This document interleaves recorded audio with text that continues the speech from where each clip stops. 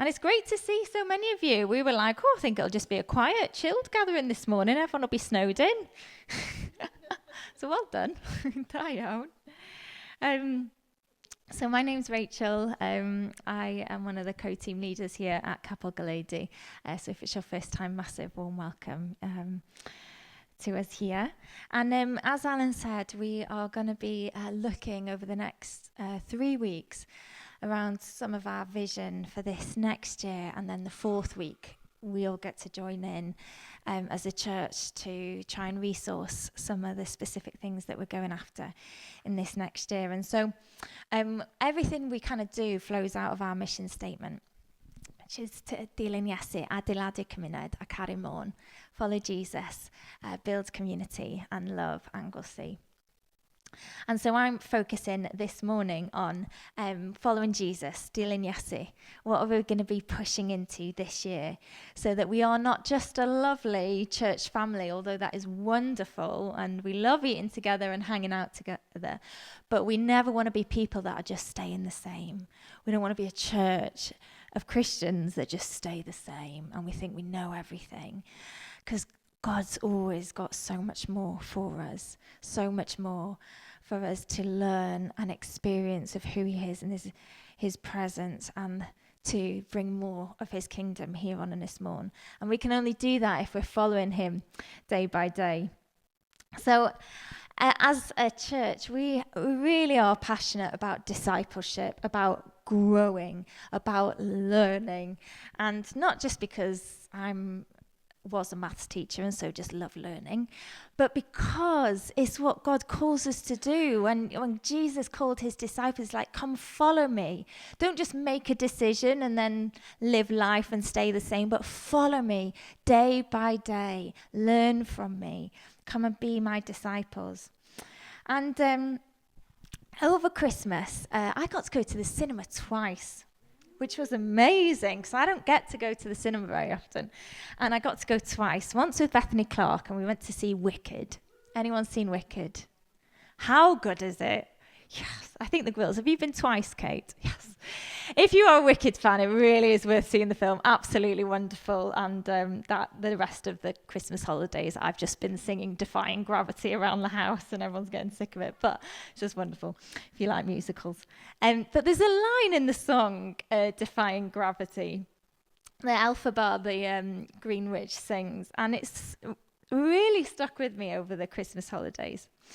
And it's a line that she says, where she says, well, if that's love, it comes at much too high a cost.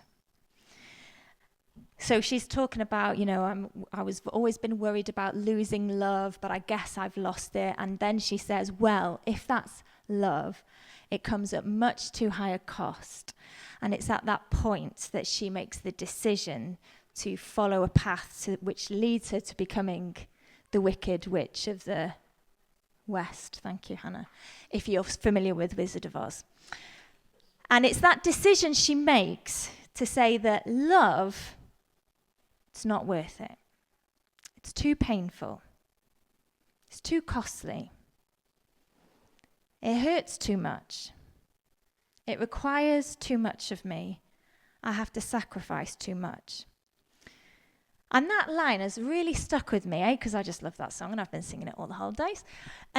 But I wonder if there's something in that for us.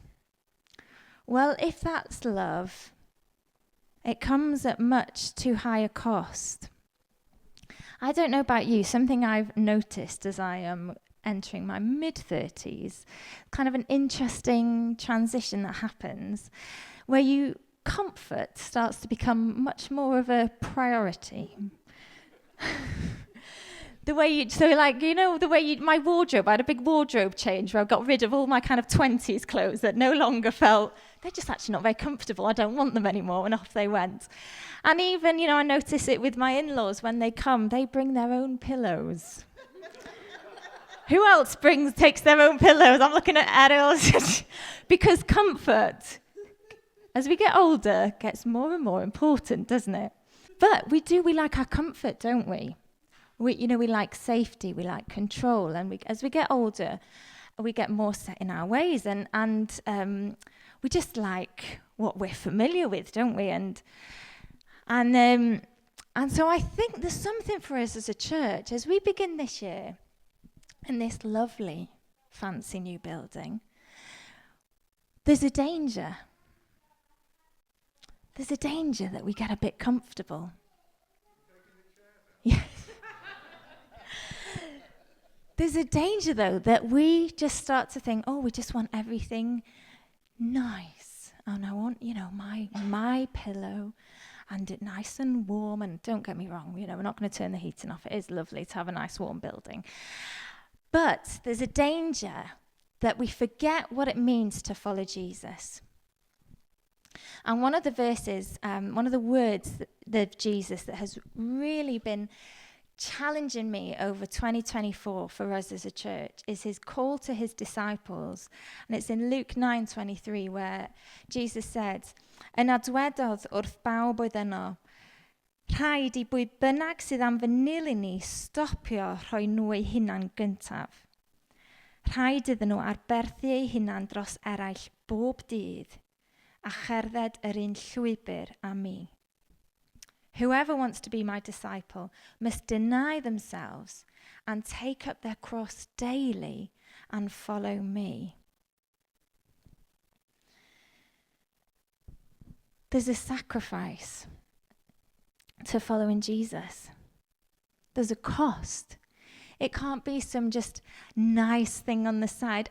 I do all this with my life. I get to do what I want. I just go after everything that I want to do. And Jesus is this nice thing on the side that gives me peace and makes me feel good about myself. And he's over there. I don't know if you remember last month when Dilyn shared that brilliant picture of how do we orbit our lives? How do we organize our lives? Is it us at the centre and we have all the things that we love and Jesus is in there and the Bible's in there somewhere, but it's not, our whole life is not organised around him. Because that requires a bit of sacrifice. That requires taking up our cross daily. Alpha would probably say, well, if that's love, it does. It comes at much too high a cost. Because it does. It required Jesus' whole life to be sacrificed and poured out for us. I was in Tesco yesterday, and there was a lady getting very upset because they didn't have her magazine in stock, and full-blown kicking off to her daughter. And that's kind of the society we live in. We make the joke, don't we, of third world problems. We get all irate around really stupid things that if you met some people in other cultures, they'd literally laugh us out of the house and think we're being completely ridiculous and prima donnas. But I think we have to be careful as Christians that culture doesn't seep into us, that we fix our eyes on Jesus. Jesus who was willing to suffer for us. It was costly. And Jesus says, follow me is not easy. You've got to take up your cross daily. I love reading or hearing about people that really inspire me. It's what keeps me from becoming all doom and gloom. If I read stories that inspire me, it really helps me be like, oh yes, hope. In a world of lots of bad news. And one of the guys that really inspired me in 2024 was a guy called Nabil Qureshi. And he sadly died in 2017 from stomach cancer, I think it was, wasn't it? And it was Adwell who recommended I read some of his stuff and watched a YouTube summary of his first book, and then I read the second. I don't think I've ever read a book so quickly. His second book is No God But One, Allah or Jesus. And just a little bit about Nabil Qureshi. He's a Muslim guy who, really clever guy. And he made friends with a Christian. And both of them were big, intellectual types that just loved debating and arguing. We probably all have one of those. In my family, it's my dad. He just loves a good debate. And So was their friendship, this Muslim and Christian, and they just loved sitting at the back of class just arguing and debating different ideas from the Bible and the Quran. And anyway, he eventually, after many, many, many years of reading the Bible, all sorts of different things, he had some incredible encounters with Jesus, one of them through a dream. His story is really, really amazing. Anyway, he finally ended up making the decision that actually the crucifixion of Jesus must have been true, and that the resurrection of Jesus must also be true. Based on all the evidence he looked at, he decided he actually couldn't come to any other conclusion rationally. And but he knew if he made the decision to actually fully accept that and to follow Jesus, this is a Muslim guy, it would cost him everything. He would lose his family, his community. He'd be shunned. It's not like in our community where we can, oh yeah, I believe this, Jesus, have him on the side, but I can just get on with my real life. He just, comes in when I need him. For Nabil, to make the decision to follow Jesus would cost him everything. And this is a quote where he says, would it be worth to pick up my cross and be crucified next to Jesus? If he is not God, then no. Lose everything I love to worship a false God 1,000,000 times over, no. But if he is God, then yes. Being forever bonded to my Lord by suffering alongside him 1,000,000 times over, yes.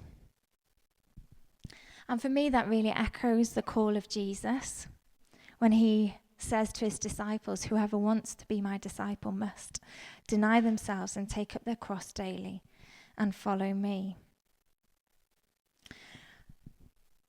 So this year, I guess I want to start with a bit of a challenge. That we don't get comfortable. That we don't get comfortable in our nice shiny building. That's not ours, I know we just borrow it. But that we don't get comfortable. That we fix our eyes on Jesus, wanting to go deeper with him, being willing to make sacrifice, to persevere and endure when it's hard, to stand up for what we believe, to be willing to love people that might not love us back, that might not agree with us, that might hurt us, to not be like Alpha Bar and make the decision that actually love is too costly. It hurts too much. To be willing to look around our community and make the decision to love, to pour out love, to forgive, to be gracious. And so this year, we want to push into discipleship in lots of different ways in our Sunday gatherings.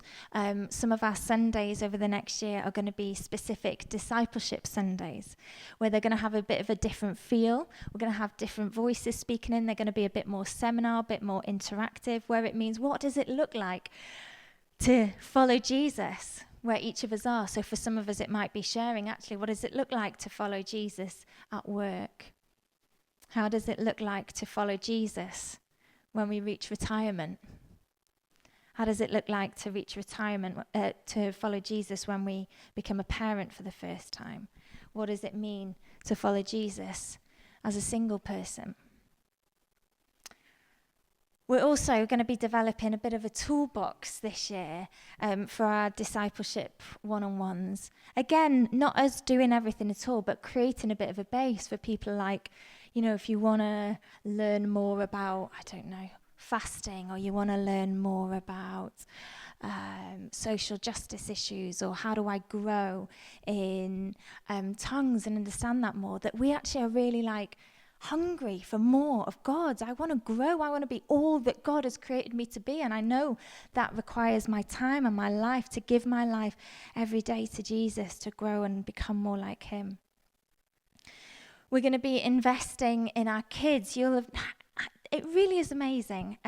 2 of the families here have started coming, not because of the adults, because of the children. because they've loved coming to church. Or for one of them, it was because she was learning about Jesus at school. She wanted to find out more. Was like, Dad, come on, can we go to church and find more about Jesus? God is doing something amongst the children. Ignite has doubled this year, our poor Ignite leaders. And so one of the things that we're going to be looking at so that we can disciple all the generations really well is we're going to be expanding our kids groups. My aim, if we can rotor it, guys, is to be able to multiply to 3 groups on a Sunday. An under 4s, a 5 to 11, and then a fortnightly youth. But it's going to require all of us. Can't lead it to John Sadler to do all of that. We'll kill him. One of the things we're going to be growing and expanding is looking at who's great at working with kids. I'm going to be asking some of you, would you be willing to step up to be helping, to help with some of the new kids groups or to lead some of the new kids groups so that we're discipling all of our generations really well. So Discipleship Sundays and growing kids work is a big thing for this year. We're also going to continue the courses that we're finding are really helpful tools to help us grow. So Alpha, fantastic tool for those that are curious about faith, that want to understand the foundations of Christianity, about Jesus, about the Bible. Freedom in Christ as a follow-on from Alpha. It's been really, really great this year. We've had lots of really positive feedback. As you've already heard, we're going to be running the marriage course this term. Again, just recognising in our culture, amongst all the stresses, one of the massive relationship breakdowns that is just massive in our culture is divorce, isn't it? Marriage breakdowns. And so we want to invest in what does it mean to be disciples of Jesus when we're married. We know it's not easy being married to someone who's very different to us because we're all human beings and different. So if we go on the next slide, please, Ken. So number 1 is the next one again, sorry. And again. Thanks. Oh, no, back. It's the one with all the colours, 3 boxes. Next one after that, maybe? There we go. Thanks, Ken. So number 1, we're going to continue with just fostering and developing and encouraging a deep culture of discipleship. Number 2 is prayer and worship at the core. And that's why I just really sense this morning, actually, let's give more space to just thank God, to worship him, to thank him for all he's done. This term, we are going to be doing a whole church-wide teaching series on prayer. We've got lots of new Christians, and prayer is a biggie, isn't it? But also, prayer is one of those things that we can all grow in.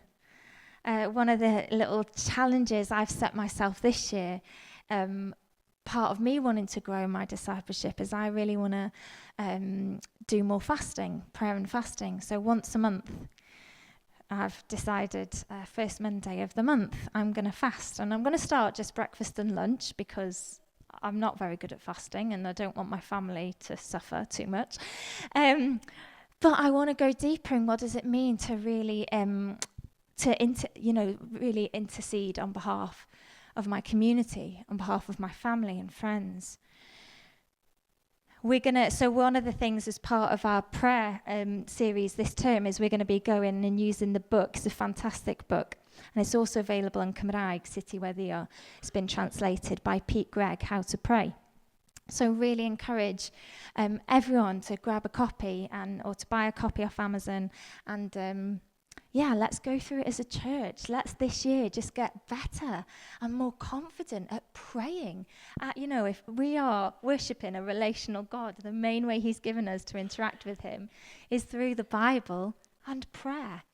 So we want to go deeper and learn together how to pray. And as well as that, we're also going to set the challenge of we want to prayer walk. In 2025, every single village and town on Ynys. I don't quite know how we're going to do it yet. We haven't figured that bit out. But we thought, wouldn't it be amazing as a community over the year, and sometimes it'll be some we can tick off easily because we live there, or we work there, or we volunteer there, or our kids go to school there. But to pray blessing over that village, over that community. I think, according to Wikipedia, there's about 160, was it, Dylan? We looked on Wikipedia. I think that's doable in 2025 between us all, that we prayer walk, literally physically cover this whole island in prayer. Another one we want to do at the beginning of Lent this year is actually, instead of doing a 24-hour prayer, which we used to do in our tent, which we've got too big for, some of the growing pains of growing as a church, is we want to open it up to other churches and try and do a whole prayer week, where we try and cover as Christians across the island a whole week at the beginning of Lent in prayer and the lead up to Easter. So we've got some big goals, and some of it we need to work out how on earth we're going to do it, but we just feel like God is calling us to get on our knees, to sacrifice, to look to him. We're here in our fancy building, and it can easily go into our mind, we've made it, we know what we're doing, we can do church, we can do following Jesus, we can do building community, we can do loving Anglesey. But I just feel like God's saying, no, there's so much more for you guys and for us, as for our hearts to go deeper in surrender to him, to learn what it means to follow him day by day. I love what Paul writes in Hebrews. And I love reading this at the beginning of the year, in Hebrews 12, 1-3. Therefore, since we are surrounded by such a great cloud of witnesses, let us throw off everything that hinders and the sin that so easily entangles, and let us run with perseverance the race marked out for us, fixing our eyes on Jesus, the pioneer and perfecter of faith. For the joy set before him, he endured the cross, scorning its shame, and sat down at the right hand of the throne of God. Consider him who endured such opposition from sinners, so that you will not grow weary and lose heart. We have no idea, individually and corporately as a church, what 2025 is going to bring. We don't know how our health's going to be. We don't know how our finances are going to be, how work's going to be, how the economy is going to be, globally what's going to happen. We don't know.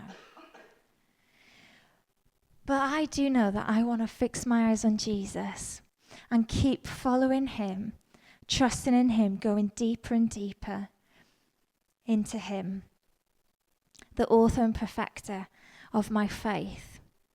And that I know I'm going to need to learn to be able to endure. That there are days where I'm going to feel weary, where it's going to be just much easier to think, stuff this, way too much effort. Being in community with people that are different from me, much easier just to do my own thing, get my magazine I want, get my favourite pillow and just stay here, thank you very much. Because love does come at a cost. And the final thing, just that we will be going after in terms of following Jesus, is it never just being about us here in this room. We love the gathered church, and it's so important our time together. But we want to be a church that is always championing and equipping us as the scattered church. So we want to continue to make space for stories, for hearing what's going on in your workplaces, what's going on in your village, what's going on at the school gates. We want each and every one of us to leave here every Sunday morning feeling equipped and commissioned to follow Jesus the rest of the week. And one of the areas in that is one of our roots that we looked at last year was confidence in the gospel. And so one of the things that we're looking at running after Easter is an apologetics course. If you don't know what apologetics means, it means like being able to defend your faith. When someone asks you, how do you know that the Bible is real? How do you know that Jesus really did raise from the dead? That you feel confident in answering that. That you feel confident in being able to hold up Christianity against atheism or humanism and saying, this is why I believe what I believe. This is why I don't think this worldview stacks up, to be able to critique some of the worldviews that people might have in your office, in your village, in your workplace, that we as disciples of Jesus feel confident with what we believe. And so I've tasked John Sadler with doing a bit of research around that as our big debater, apologetics lover, so that each and every one of us goes into work on a Monday morning full of the Holy Spirit from being in his presence and confident with what we believe and why. So I want to finish. We've had a bit of Anglican tradition in our gathering so far. So now we're going to go to a bit of Methodism. Yes, Kate. My nan and granddad are Methodists. My dad was raised Methodist, so got a bit of everything in our family, haven't we, Al? And I don't know if anyone does Lectio, but this week they did the John Wesley Covenant Prayer, which the Methodist Church do on the first Sunday of the New Year every year. And it's really beautiful. And it's really dangerous. What a dangerous prayer. Do not pray this if you do not mean it. Pray it with caution. But I thought, what a fantastic prayer to begin 2025 with. If we're up for following Jesus, if we're up for actually, it's going to cost me. Love is costly. And I don't want to be like Elphaba who walks away and turns into the Wicked Witch of the West. But we set our sights on Jesus, the author and perfecter of our faith. So, shall we stand, if you're able? And shall we finish today's gathering by praying this aloud together? And as I say, it's a dangerous prayer, so only pray it really if you mean it. But it goes like this, and then we'll pray it together. I am no longer my own, but yours. Put me to what you will. Place me with whom you will. Put me to doing, put me to suffering. Let me be put to work for you or set aside for you.